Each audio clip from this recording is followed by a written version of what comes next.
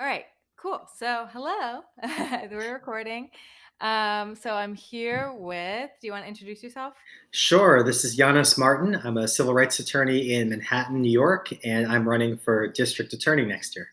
Very cool. So, what made you want to run for district attorney? Well, I've been working to reform the criminal justice system basically my whole career. As an organizer before law school, as a civil rights lawyer, I ran a campaign, Close Rikers. You see the banner in the background, an effort to close the most notorious jail in New York. And I've worked at the ACLU. So I've tried to fix what's broken about our criminal justice system the best I can for many years. And with everything that's been going on the last 2 weeks, I'm glad so many Americans are tuning into what's broken about our policing and our jail and our prosecutorial system. And district attorney is an office that can make huge changes in how the criminal justice system works on a day-to-day basis. And so I realized that running for Manhattan DA and making the changes from within that office would be a way to really give a lot more people a second chance and stop our society's use of jail and prison to solve so many of our problems. Yes, 100%. Yeah, I got a little lippy to my followers because I was saying I told them uh to ask me their questions. And I see so many people, myself included, fighting defund the police, fighting we abolish the police, and fight, for racial equality. And then no one had questions. And so it's like, hello, this is someone that can make change potentially. So and then eventually people. So I actually got a lot of questions the second time. I was like, I don't know if you heard me. Um, and so can you explain what a district attorney does exactly? Because I think that was why people were hesitant to ask questions because they weren't really sure.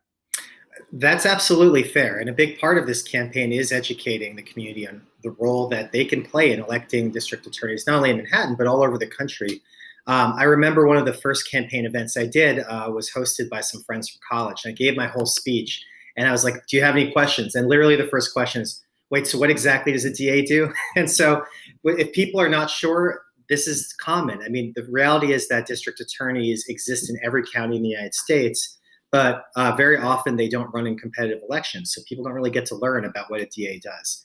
So a district attorney is basically in charge of administering justice. They're the lead law enforcement officer in their jurisdiction, which is usually in the United States by county. So in Manhattan, it's New York County. Um, and what that means is anytime the police arrest somebody, people are familiar with the idea of a person getting charged. Well, the district attorney is the office that charges a person, gets to argue whether or not they should be held in jail before their trial, uh, takes them to trial or makes a plea bargain with them or dismisses their case. The district attorney has a lot of say in whether a person can do a alternative to incarceration instead of going to jail or prison. And then, if somebody has done something really harmful, the district attorney's office ultimately figures out what punishment they want to seek on behalf of the state. And that could be prison time. And so they have a lot of say in sort of how long that prison sentence might be.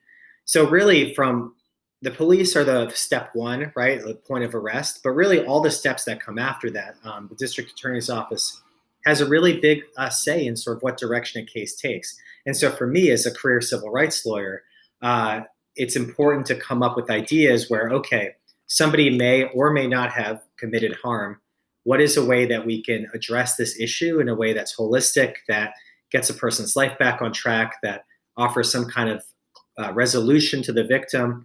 And can we do that without involving jail and prison? That's basically what my campaign's about. But in terms of what the district attorney does, they have a lot of discretion at each little step along the way about what direction a case takes. Okay. Okay. So yeah, that explained it very well for me. So do you have as a district attorney, would you have any control of like the NYPD or any like or no? Who does that go under? Because That's a great question, especially right now. Police are usually controlled by the mayor, right? Because they report to a police commissioner, and in most jurisdictions, including New York City, the police commissioner is answers to the mayor.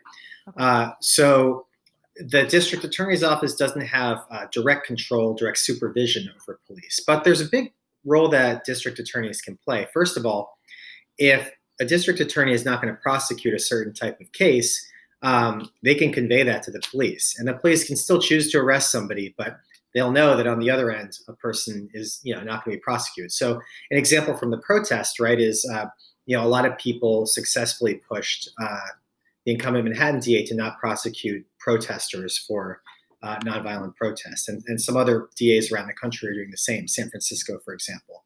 And I've talked about, even before the context of these protests, that we would not prosecute for sex crimes for sex workers, for example, who are just trying to make a living. We're not going to prosecute people for drug possession for any drug, including marijuana and more serious drugs, because sending somebody to jail or prison for drug possession is not the answer. So Yeah. that the distinction there is the police still can arrest somebody, but we can say we're not going to prosecute that. The second thing the DAs can do with respect to police is hold them accountable. So if a police officer engages in violence against people that is clearly outside the scope of their job, they can be charged with assault or any other type of offense that relates to what they did.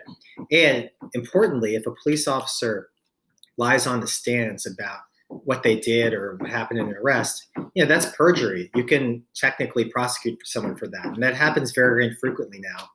But I think moving forward, I think a lot of people have seen in the news and in the videos that police aren't always truthful in how they represent a situation. And I think one way to hold police accountable for that is to say, look, if you lie on the stand, you may be prosecuted for perjury. Yeah, absolutely. Well, I think that's just, liquid gold to a lot of our ears, because that's just what we've been wanting to hear. And how do you feel about the the police and abolish the police? When I first heard about that, I was like, that's never going to happen. That's just like never possible. And then it was more explained to me. I mean, not that I didn't agree with it. It's just that I have so little faith in our government, honestly, as a millennial, a young millennial, that any good change would happen. And I'm a Bernie person. Like I I have so much hope in grassroots movement, but I've never seen it come to fruition. But I feel like now things are slowly changing. I heard Minnesota has made. I heard De Blasio actually made a commitment to kind of defunding the police in a way, but I also don't trust it. Right. I don't know. What do you? Yeah. Well, first of all, I'm a Bernie person as well, so certainly glad to hear that. I think we are at a very transformative moment. I'm really excited. I was just at a rally this morning. It was a morning rally because we're reopening here in New York, and so the organizers really wanted to send the message that even though we're reopening, we're going to keep the protests going. And it was funny. It was like doing a protest at 9 a.m. is like going to the gym early. It's like I feel like I've done my protesting for the day already. Your day, yeah. But we were talking about this at the rally, and one of the things this is about how we prioritize resources for our community. And right now, post-COVID, a lot of budgets are really struggling, right? In New York, we have something like a $7 billion budget deficit.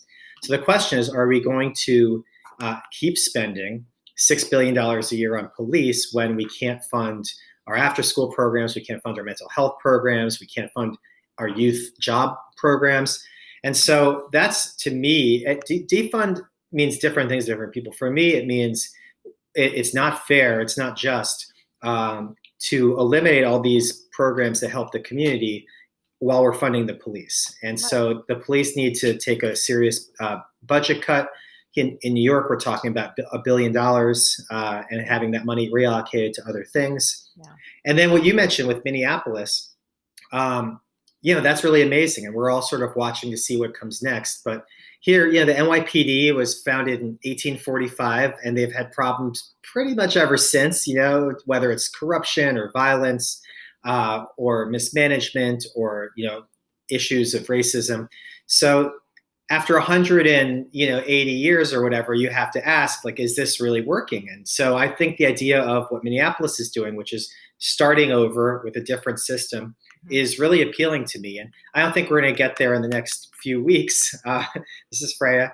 I I don't think we're going to get there in the next few weeks here in New York, but I think in the next couple of weeks, we can definitely get to a place where we cut the NYPD budget by $1 billion or more and just take it from there. I fully agree. I could hear you're in New York City, so on the Upper West. Yeah, I've had a honestly, if I'm being vulnerable and transparent, I have had a tough time with not defund the police or abolish the police, but the all cops are bad at first because I didn't. I I I'd like to think I am a critical thinker, right? But I mean, I have family, close family who are NYPD. I have a family member who's a lawyer for the NYPD, and I have a neighbor who's NYPD. And all I know them as great people, but what I have learned and developed through much research is that it's not about your uncle. You know, you know what I mean? It's not about Yeah. your uncle. It's about the system that has taken place. And I think defunding the police directly correlates to the all cops are quote unquote bastards or all cops are bad. But yeah, I'm gonna reference some of the questions that I've gotten. Wait, can I just say a quick one on that? Yeah, please. Yeah, another element of defunding the police, which I think speaks to your experience knowing good people who go into the police force. We as a society over the last number of decades have asked the police to do more and more things, and including things that I don't think they're well suited for. So when you talk about people saying get police out of schools, right? I mean, I went to both, a lower income school and a very high end high school. And, in fancy public schools or fancy private schools, you don't have police in the hallway. You don't have metal detectors, right? So the idea there for justice is getting people who go to those lower income schools the same kinds of rights and same kind of liberties that people have in upper income schools. When you talk about people who have mental health issues, maybe social workers who are trained on how to deal with those problems are better suited to talk to people than police with guns on their belts. When you're talking about, having people in the subway who are homeless, having police go in and clear them out is only going to cause problems for everybody. So I think as a society, we've piled more and more things onto what a police officer is supposed to do. And that's one of the reasons police budgets are so expensive. And so when we say defund the police, part of it is just getting the police out of these systems like schools, like people with mental health issues, like people experiencing homelessness, and having people who are better suited, better prepared to deal with those issues. Absolutely. And I fully agree with that. I guess I just had because I'm my family who's NYPD is Puerto Rican. Mm-hmm. And so it's like, well, they're not bad because they're Puerto Rican, I mean? But yeah, I fully have a grasp of everything that's going on now. And, I try to be as progressive as possible. And I fully agree with everything you're saying. So I've gotten a lot of questions.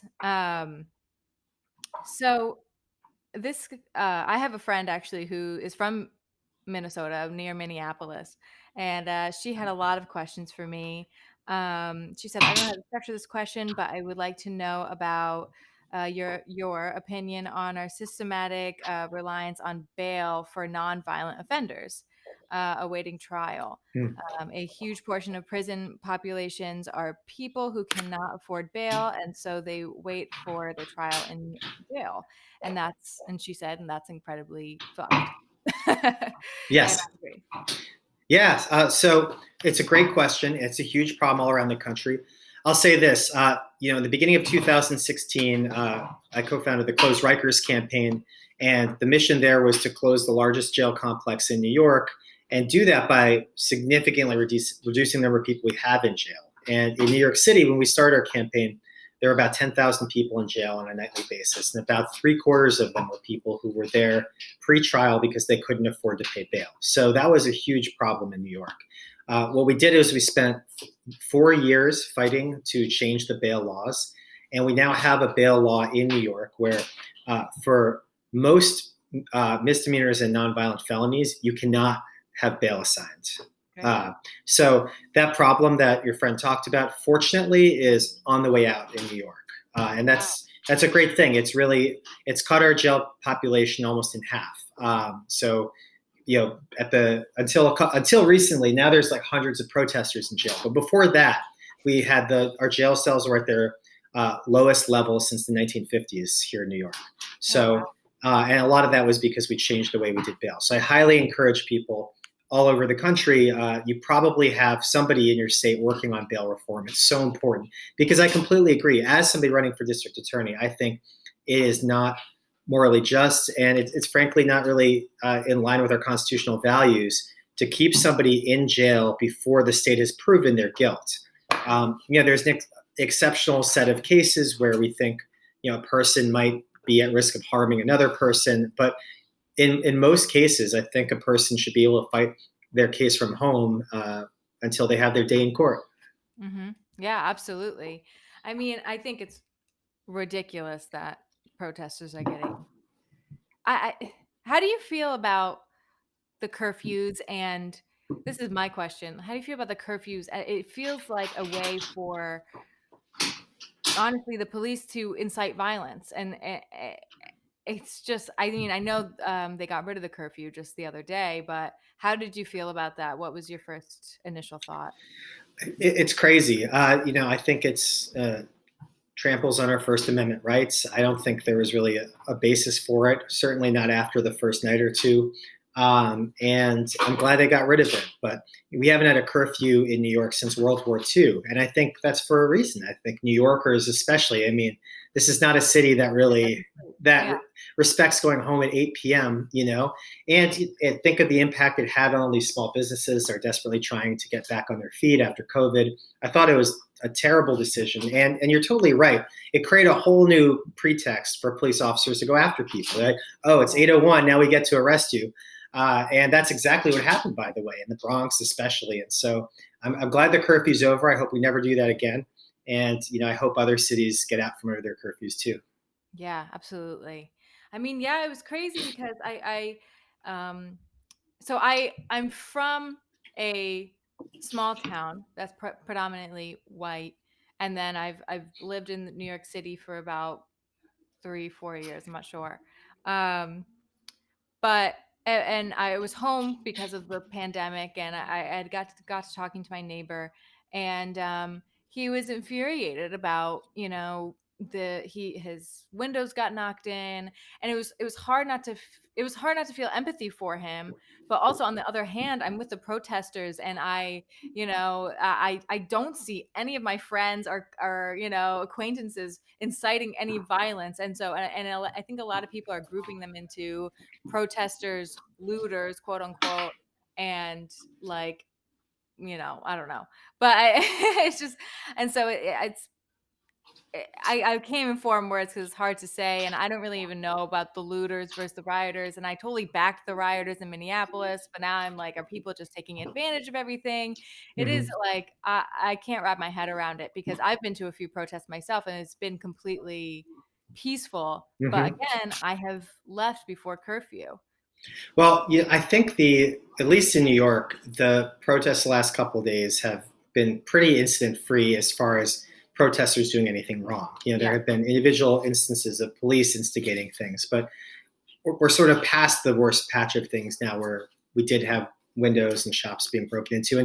And to your point about the curfew, I feel like if people were actually in their businesses able to stay open, we'd have a lot less vandalism, right? Vandalism generally happens when you've got abandoned streets. And That's true. so hopefully we'll be good moving forward.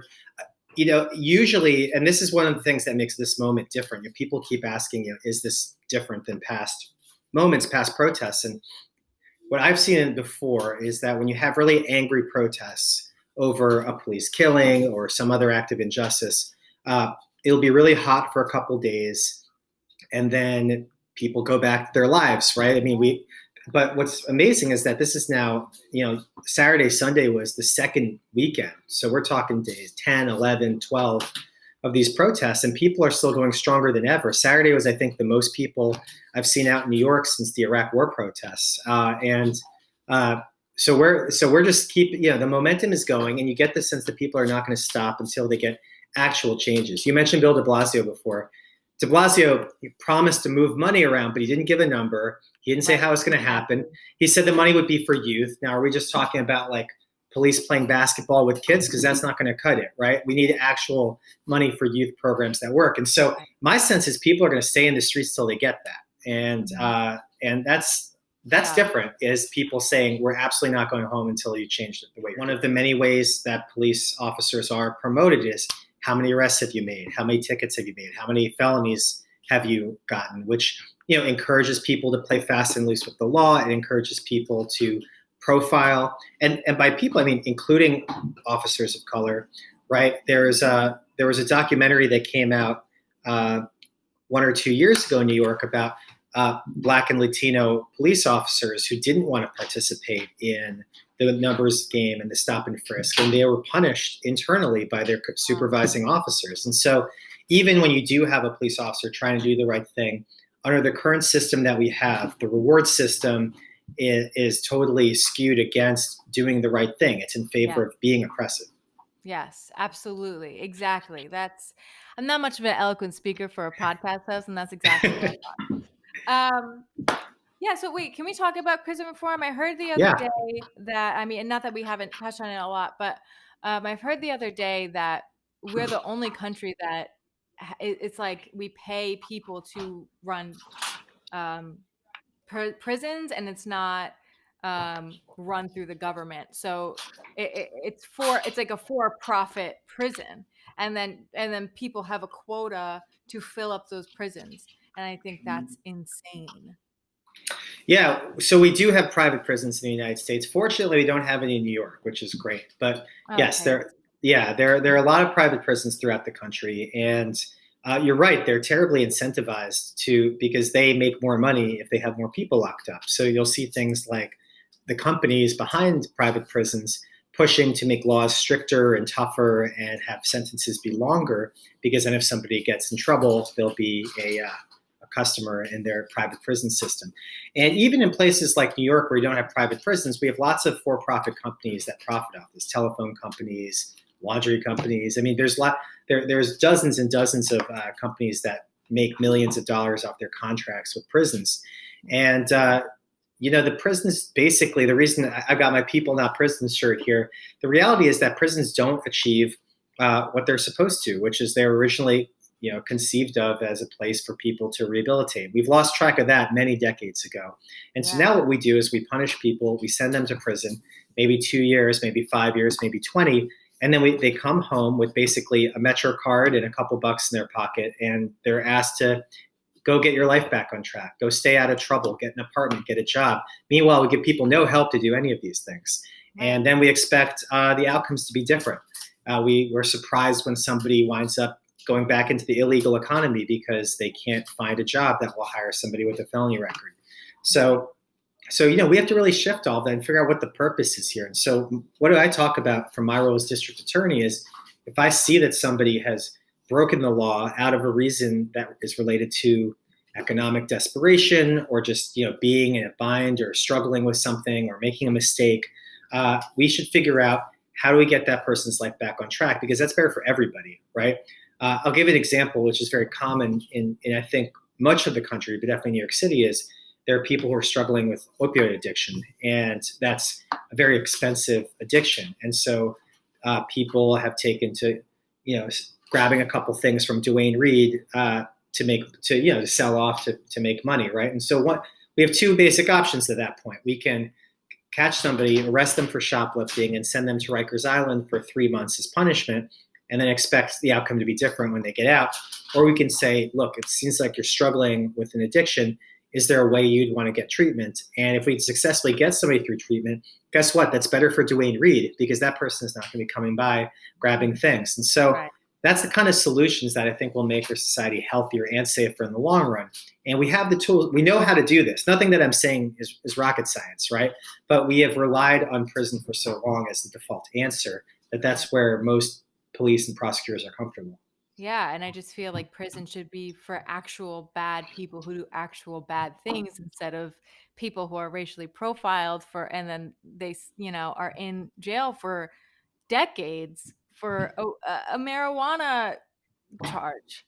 And it's like, people have marijuana stores. Like, I've been to them in California. It's just like, it makes no sense, and it's so fucked up. I mean, Yeah.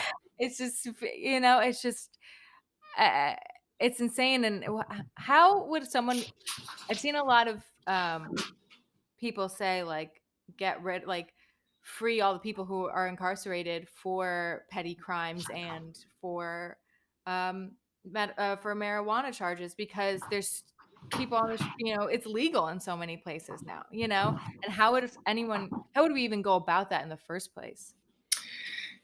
Yeah. So in New York, we are trying to legalize marijuana. It's still not legalized, right? We have medical marijuana, but should we legalize it, I think it would be important to make sure that we free anybody who's still there for those charges. But the drug war is probably one of the most heinous things about our criminal justice policy. But just to go back to the question of bad people, right? I think even if somebody has done something that's really harmful, it's worth remembering, or I guess learning. For those who don't know, the United States has the longest prison sentences in the world, and the we've all become very used to the idea of lock them up, throw them away, and lefties do this sometimes too, and it's people they don't like, right? If it's like Trump people or a police officer who does something bad, or like a Wall Street crook, right? Now those people generally don't get caught or get in trouble, so I'm not like crying tears for that category of people, but in general, we should be careful about seeking vengeance through long prison sentences, because at the end of the day, those policies end up hurting the Black community more than anybody else. And if you look around the world, Europe, Japan, Canada, it's very rare to have a prison sentence longer than 15 or 20 years. I mean, even for murder, in many of these countries, there's a maximum sentence length of 15, 17, 20 years. And the idea is to get somebody acclimated to go back into society during that time. And so treatment and help for whatever psychological issue they have. Exactly. I mean, most people who wind up in prison are dealing with serious trauma that may have started when they were a child, may have continued through their time as an adult. Mm-hmm. And we are one of the only countries that have life sentences, and have life sentences for even non-murder. Just we have life sentences for robbery and drugs and all kinds of things. And so we as a country really need to unpack that. And even when somebody does wind up in prison, there's really no reason that they should be there for decades. That doesn't serve us. It doesn't serve them. So that's just worth mentioning as well. Yeah, definitely. No, definitely. I guess when I say bad people who do actually bad things, like, I listen to a lot of true crime podcasts, I think people, but then on the other side of that, there are serial killers who are insane, or evil people, and pedophiles who are awful people. But on the other hand of that, there's people who get charged for crimes that they haven't done. They just blame it on the Black people, like, that weren't even involved, Mm-hmm. And I think that's something that has to be dealt with. And I know, like, I know getting justice for those people has been on the rise more, but I don't know how it would even. Well, I can tell you how district attorney's office can do that. Okay. Yeah. So, the Manhattan DA's office is one of several that has a conviction integrity unit, but it's very small and not very independent. So this is what I would do as Manhattan DA. I would take this unit and expand it significantly. And the idea here is, traditionally, if somebody is trying to argue that they've been unjustly imprisoned, they can contact the district attorney's office and be like, hey, can you please take another look at my case? Most times today, they don't get the time of day, right? But what we would do is staff up that department so that people can apply and have us take a look at their cases. And here's the important part. If we find questionable trends, because some of these convictions can go back to the 80s, the 90s, right? Well before anybody who's currently in the office was there. If we find out, for example, that the same detective is on the paperwork for 3 of these cases, that's a little bit suspicious. So now we start taking a look, at all of the cases that this detective worked on. Maybe this is somebody who had a history of making things up. And by the way, this is based on a true story of what happened in Brooklyn. There was a detective who, it turned out, he had falsified information about at least 40 people who wound up in prison. So that's probably happening in everybody's jurisdiction watching this. There's probably at least, one shady past or current police officer who may have done something similar. And so we would use our conviction integrity review unit to not only process claims coming at us, but also, be on the lookout for where our office might have screwed up or cheated in the past. Right. No, I mean, yeah, that'd be amazing. Would that be something that you would feel passionate about implementing? Oh, 100%. Yeah, we've already talked about that. It came up in the context of the Central Park Five, which was a Manhattan district attorney case, and Who a some lot of very. those men are protesting now, and I'm like, God. I've gotten to meet a few of them, and they're great guys. And the reality is that the people who locked them away were highly respected prosecutors, and it just goes to show that first impressions can be deceiving. And I would take a look at what was going on in the sex crimes unit during that time period, because the Central Park Five were the most infamous or famous, but there may be other cases where people are still in prison under similar circumstances. Yeah, absolutely. I mean, I think it's when people say, I mean, that wasn't filmed, obviously. Like, any proof is why they went through so much hell. And probably even not why. I don't know, because people are racist. But I think when people say like, you know, people are taking a stance now, and people are noticing what's going on now because George Floyd's murder was filmed. And there's so many cases that go, like you said, like unfilmed, undocumented, not noticed. And I think what you're saying is great, because there needs to be some systematic change, which is what you'll bring, which is good. Um, can you tell me about the 50A policy? Yeah, definitely. I don't So, really know much about that, but I know a lot of people are trying to repeal it. yes. So there was a law passed in the 70s about the handling of personnel records for law enforcement. And with this, over the years, the meaning of it kind of evolved. But basically, the reality is now, after Eric Garner was killed in 2014, people wanted to know about who is the officer who killed him, and what was his misconduct record. And the mayor said, we can't tell you because it's protected by 50A, which is the name of the provision of the law, right? And so there's been an effort ever since then. So we're talking 6 years now to, quote, repeal 50A. And that would basically allow for regular citizens, journalists, activists, to know the identity of people who are under investigation for misconduct, and to know what actually happened in the cases. And know if those people have had previous histories of misconduct. So, look, on the one hand, this is going to be a good thing when I think as soon as this week we could be seeing the law get repealed. That'll be a good thing, because it means if you look at some of these horrific cases we've seen during the protests of people getting pepper sprayed and beaten, we'll be able to know who those officers are and what happens to them. I do want to not oversell this as the reform that's going to change policing, because I remember before Eric Garner, we had slightly similar policies to the ones we're asking for now, and it's not like police were accountable then. I think ultimately the only way to really challenge police accountability is to reduce their power, and that means reducing their budget, reducing their influence on city government. There's something like 38,000 police in New York City. Yes. Right? Mm-hmm. That's insane and unnecessary, in my opinion. I mean, I don't know. So I'm looking through my questions here, and if there's anything else you wanted to touch on, please feel free. Well, I did want to quickly mention, you had asked at the beginning about what a district attorney can do. We've talked a lot about the criminal justice side of things. There's just a handful of other things that are worth mentioning, because the office is, like I said, is meant to administer justice locally. And there are definitely people who are powerful who are not being held accountable under the current system. So some of the things we've talked about doing is going after employers who steal wages from their workers, the issue of wage theft, right? So there's more money actually taken from workers via wage theft than from all the other crimes of theft combined, like burglary, robbery, larceny. And so we want to make sure that there's a spotlight on employers who behave in that way, especially because their victims are often undocumented workers who are not going to be able to, have a recourse to complain.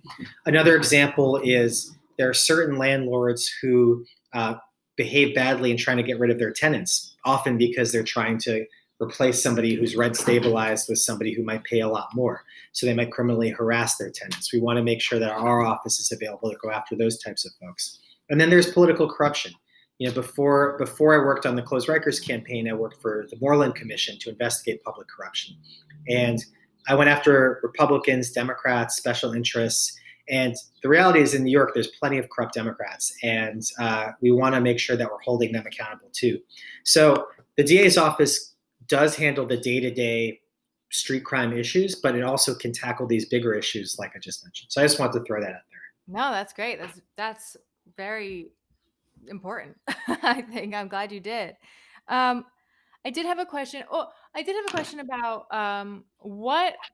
how do judges relate to the DA office, and like what is that correlation? Because I feel like a lot of us feel like the judges make the final decision, but does the district attorney like make the first decision? Like what happens there? That's a Because I great. feel like a lot of I think there's a lot of corrupt judges that I've seen, and a lot of racial profiling within that.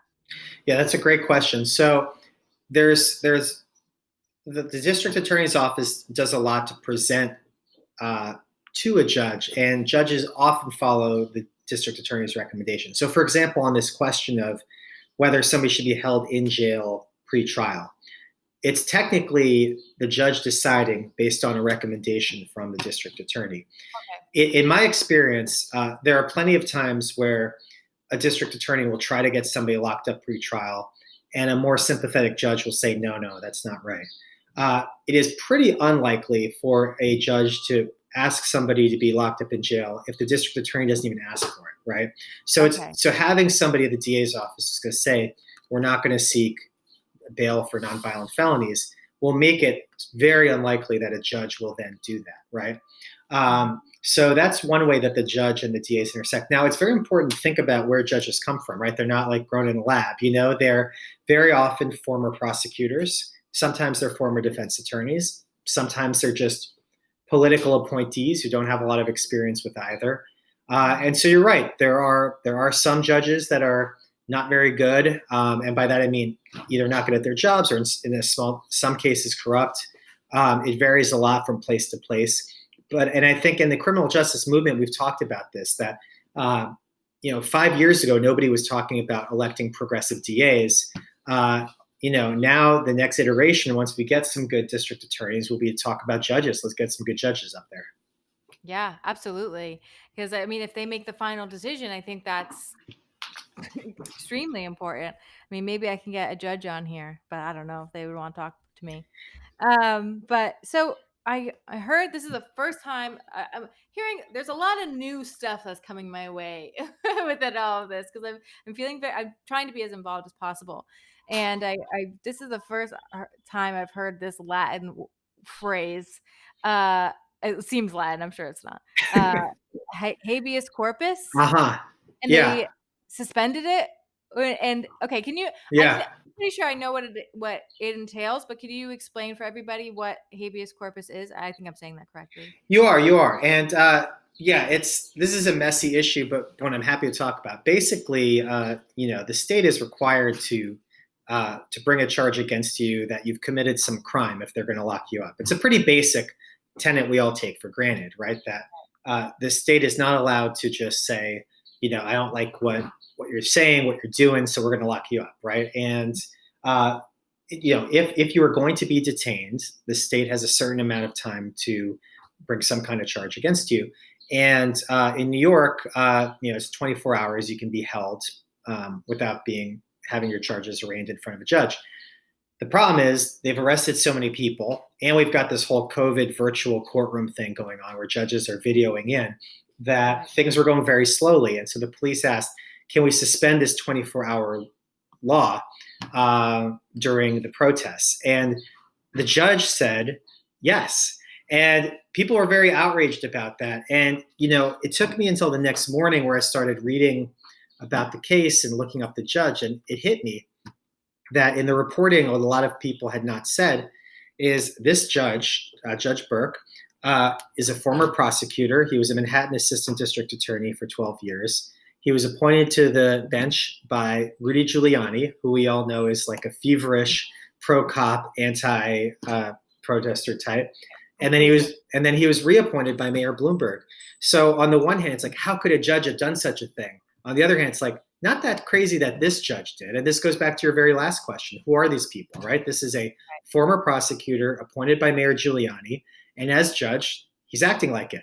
And so, wow, fuck, that's so fucking annoying. yeah. And now, so my hope is that, as the number of people in jail come down, I mean, he doesn't have the authority by himself to suspend habeas corpus. So it's more like he gave temporary permission to hold people longer than 24 hours. My hope is that we quickly move past and get out of that. I don't know if the decision is going to be appealed, but it was a very troubling result. And it just goes to show the importance of organizing so that, we had Mayor Giuliani in charge of the city for 8 years, and Mayor Bloomberg in charge for 12. So that's 20 years of appointments in government agencies, judgeships. All the people running the police department now came up under Giuliani and Bloomberg. So, elections have consequences. We're still dealing with the aftermath of all the decisions that those two guys made for so many years. Right. Yeah, I mean, I've seen a lot of people say, like, you want systemic change from the same people who brought you the, systemic racism. And I'm like, well, yes, of course, it seems crazy, but I feel like talking to people like you who want everything that we want, but can run for office is so important. And people like AOC are so important that actually want change for people and not money and greed. Yeah, and we have so many great people running. I mean, there's an election this June 23rd. There's a number of great people running for state senate and state assembly. Next, you're not in the election, correct? No, I'm next spring. And next spring I'll be on the ballot with a ton of really great people running for New York City Council. And 50 of us just put out a Defund the NYPD letter, me and 49 other people running for office next year. So, wow. I mean, not all of those folks are going to win, but heck, if even like some of them win, we're going to have a really bold city council moving forward. And my response to people who, are skeptical or cynical about systemic change is we have to do all of the above. We have to protest in the street. We have to do long-term organizing, right? There's people who have to be ready to be in this for the long haul, not 2 weeks or a month, but like years, because let's say we get to defund the NYPD, guess when that battle is going to happen? Next year's budget, the year after that's budget, right? So we need to build structures that can fight for these things over the course of many years. And then, yes, we have to engage the political side. It's like the inside-outside game. You need to have both. Yeah, definitely. I mean, voting matters, that's what I definitely want to get through to the audience too, is that voting and I didn't understand this either for a long time, I guess, because I guess just me, like everybody else, I didn't really get political until Trump was in office, and then all you're thinking is about the head guys, but how much change can they bring locally to where you're at? And I think like within each state, if each progressive movement is moved in towards the right way or whatever you want, in every state, I think that is what brings the real change into one unit, right? United States.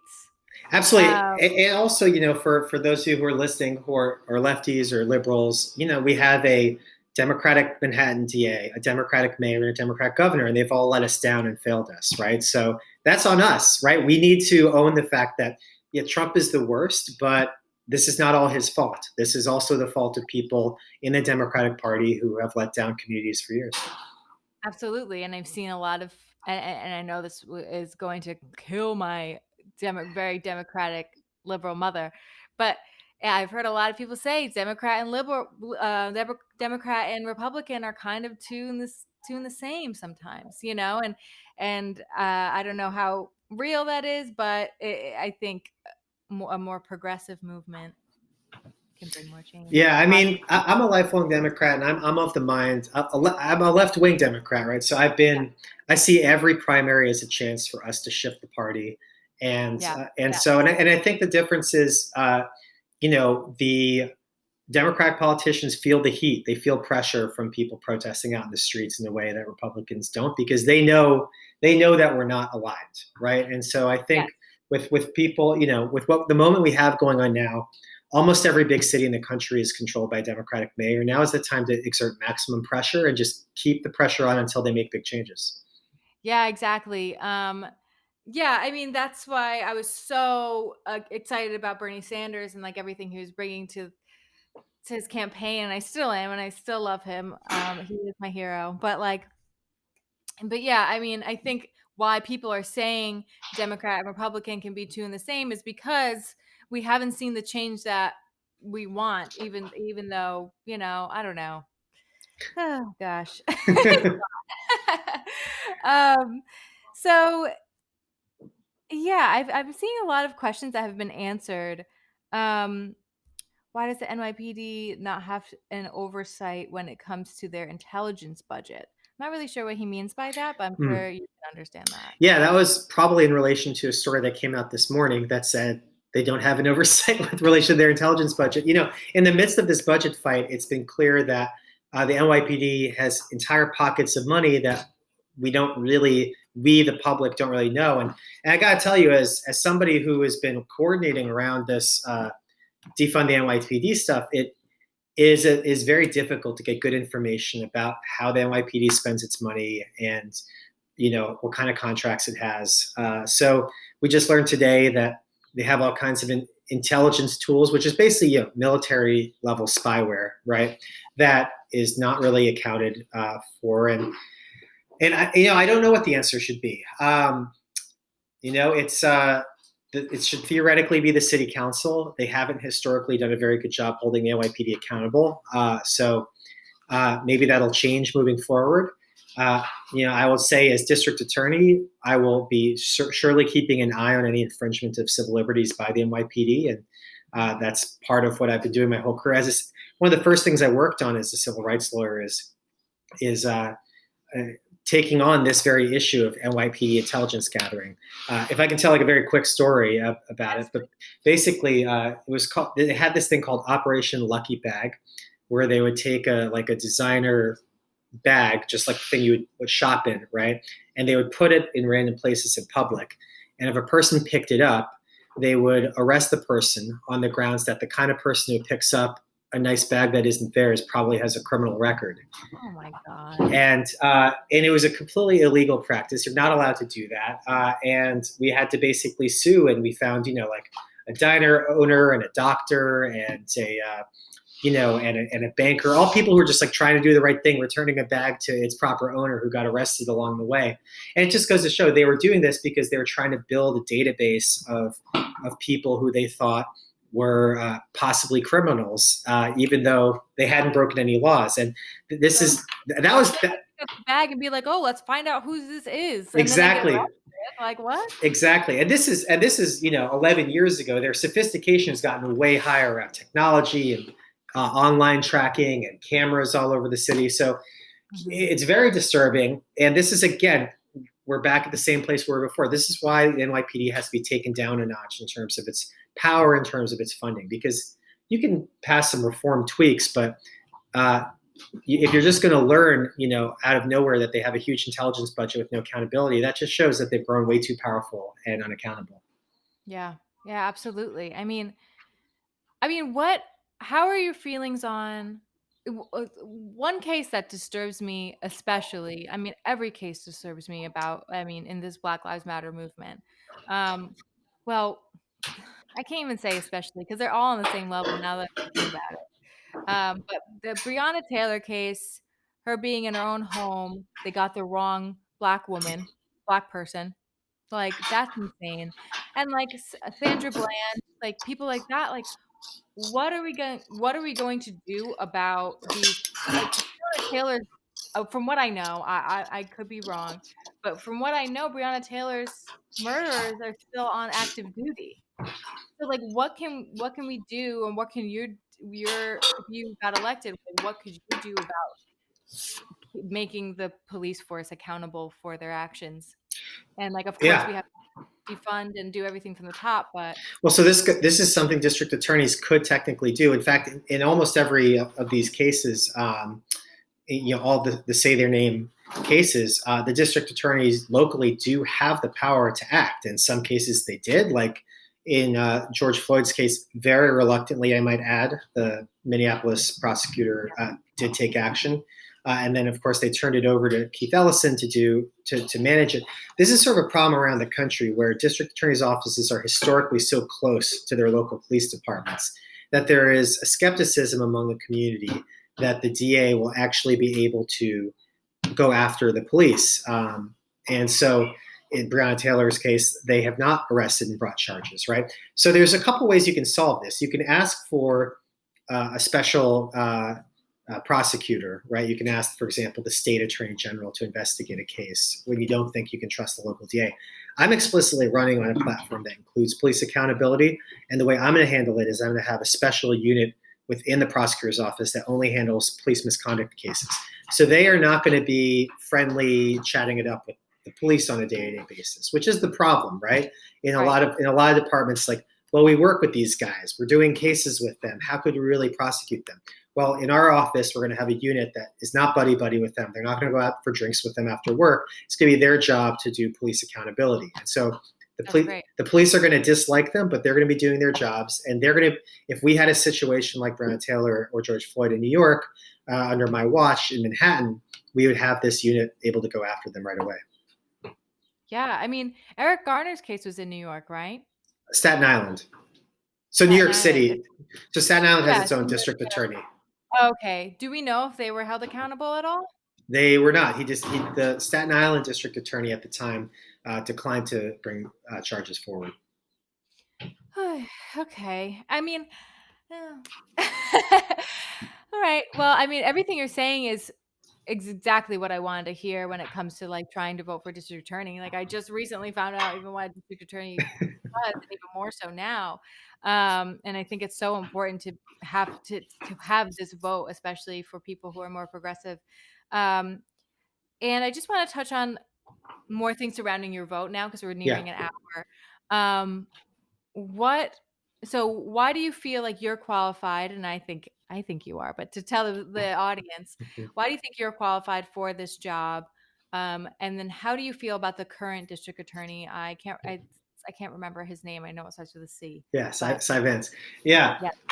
So again, I said this a little bit at the beginning, but I've spent my career trying to reform the criminal justice system from a variety of different angles, as an attorney, as somebody who's worked in government, somebody who's worked outside of government, someone who's worked on big systems change like closing Rikers. And I think all of those things are really important experiences to have if you're going to come into the district attorney's office and try to shake things up. We are going to face a lot of opposition from the police, but also from other sort of conservative elements of law enforcement, from New York Post.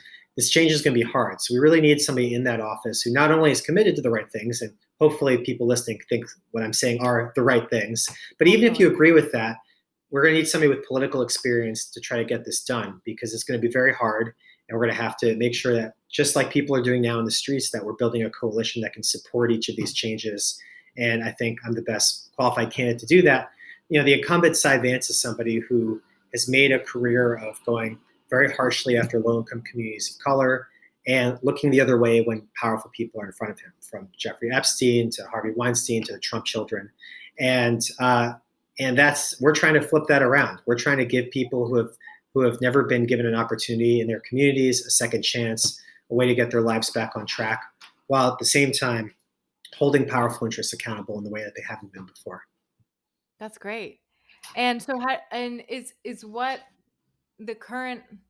I've heard not great things about the current district attorney. Yeah. I mean, how do you feel about how he's running his position? Yeah, I mean, it's terrible. It's been a terrible 11 years. I mean, from the very beginning. I mean, the most recent thing is he's trying to, get the governor to change the law to make it easier to imprison people during this protests. And there's a horrific case that happened last year where it came out that Columbia University affiliated doctor, somebody who's very prominent, had sexually assaulted as many as 40 or 50 of his patients. And we only learned this because some of the women very bravely came forward and blew the whistle on the fact that the DA's office had more than 20 of their statements about what happened to them, and ended up giving the doctor a slap on the wrist, no jail time, no prison time. And it was because he was connected to a powerful institution like Columbia. That's the only conceivable excuse for it. And I mean, it's either corruption or incompetence, but I'm thinking in this case more likely corruption. And we've just had enough of that. We've had enough of rich and powerful people getting away with things when they're in the criminal legal system. But somebody else who doesn't have those opportunities makes a mistake, and they may face multiple years in an upstate prison. We've seen 3 terms of that from Cy Vance, and so we're trying to deny him a 4th term. Wow, that's crazy. And yeah, I mean, I could have a whole other hour talking about how women have been mistreated and especially Black women have been mistreated in the police system, justice system. But we don't have another hour unless you're always welcome to come back on. I'd love to come back sometime, sure. Yeah, that'd be great. And so when can we vote for you? So the election's not till next spring in New York. It's going to be a year from now. But people can go to janos4da.com to learn more about the campaign. You can learn about our issues. You can sign up to volunteer. You can donate. Anything that you'd like to do to support the campaign. In the moment, you know, we both me and my campaign team, we all come from the criminal justice movement and from organizing. So we always try to, in addition to advance our own campaign, support what's going on. So before this, we're really focused on mutual aid, getting people out of prison who might be at risk of COVID, like elderly people. And so in this moment, we're very, very focused on getting that NYPD budget reduced. So if people want to join us, we have a day of action coming up tomorrow, and you can go on janos4da.com and check it out. And during that day of action, we're going to be contacting our city council members and getting them on the record for whether they support $1 billion in NYPD budget cuts. So that's one way people can get involved right away. Okay, awesome. So that's June 9th, right? Or June 10th. What day is it? Today's the 8th, so June 9th. Okay, great. I'll post that on my social media because this probably will come out in about a week. So, okay, I mean, I feel like there's so many things that I probably didn't get to cover, but I think we covered a lot. Like I remember looking at the clock and it was about 20 minutes and I was like, oh my gosh, what am I even going to say anymore? No, but there's so much to be covered, and there's so much racial injustice right now. And I do think that the protests are doing a lot, and I commend you for going to those protests and being a part of it, because people like you is really what brings change and helps bring change, and and helps bring validity to these protests, and brings action. And I'm just, feeling very passionate right now. I think a lot of people are. Yes, you should. And people should go out there and protest. If they don't feel comfortable doing it for health or whatever reasons, there's so much you can do online as well, calling your legislators, being active on Twitter. And so people can follow me at Janos Marton on Twitter if they like. But yeah, this is the moment to lean in. We're so close to getting really big changes. So I just hope we stick to it. Amazing. Yes. Okay, cool. So, all right. And there's anything else you want to mention? There's anything else going on that you'd want to promote, or you feel I think there's plenty going on, but if people want to learn more about criminal justice reform, again, they can go to our website, sign up for an email, because there's a lot to unpack about what's broken about the criminal justice system. And I'm glad policing is getting this much attention now, but a lot of changes have to come to how we prosecute people and how we use our jails and prisons, and that's maybe hopefully the next thing we can tackle once we get some real police reform in this country. Amazing. Okay, cool. I think we're good. Awesome. I feel good about this. All right, so I'm gonna say goodbye to my sound guy, Will. He likes a finite goodbye. And okay, thank you, everybody. Love you. Bye. Thank you. Take care.